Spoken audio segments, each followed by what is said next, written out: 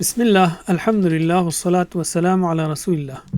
اسماء حسنہ انگلیوں پر سیکھیے۔ سبق نمبر 10 الواحد الاحد الوتر الالہ الحق۔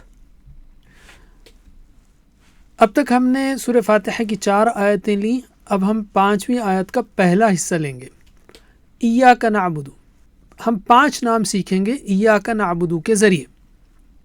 ایاک یعنی تیری ہی، یعنی تو اکیلا ہے، تو اس کے ذریعے ہم 3 نام لیں گے، الواحد الاحد الوتر۔ نعبد، ہم عبادت کرتے ہیں اس لیے کہ تو سچا معبود ہے، تو 2 نام اس کے ہوئے، الالہ الحق۔ اب ان کی کچھ تفصیل لیں گے۔ الواحد یعنی اکیلا، تنہا، وَإِلَٰهُكُمْ إِلَٰهٌ واحد، اور تمہارا معبود ایک ہی معبود ہے۔ اللہ تعالیٰ اپنی ذات، صفات، اختیارات اور حقوق میں ایک ہے۔ اللہ کے علاوہ کسی کے پاس خود سے کوئی طاقت یا اختیار نہیں۔ عملی پہلو، صرف اللہ کی عبادت کریں اور اسی سے مدد مانگیں، اپنی یا دوسروں کی خواہشات کی پیروی کرنے کے بجائے اللہ کی ہدایت پر چلیں۔ الاحد، ایک، اکیلا۔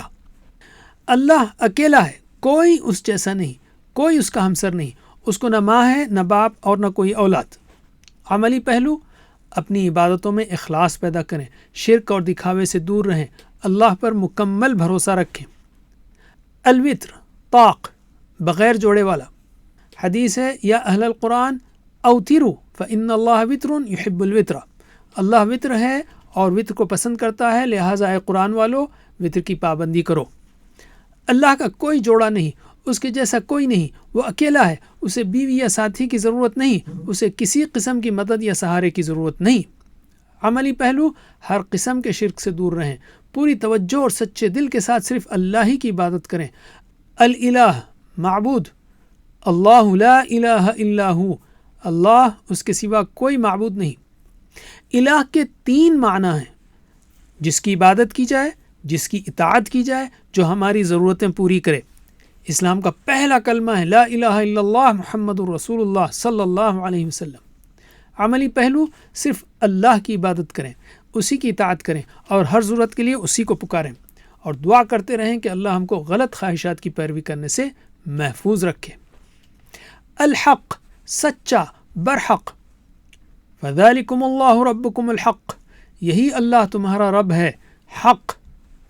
اللہ تعالیٰ اپنی ذات، کلام، احکام، اپنے وعدوں اور فیصلوں میں بالکل سچا ہے۔